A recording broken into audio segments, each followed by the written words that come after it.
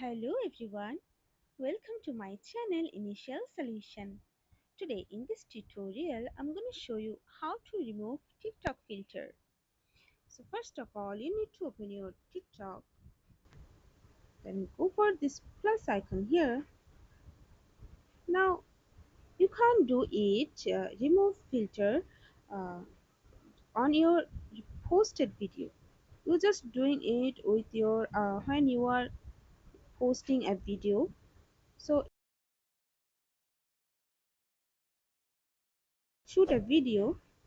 After that, oh, it's not a video.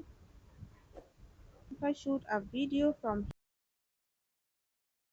okay, then now you can just go for this effect option, and you have to just go for in this none option here.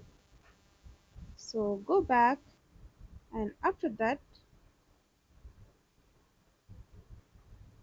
okay, now after that go for filter and again go for this none option, and then go back again and go for this beautify option and go for this none option here.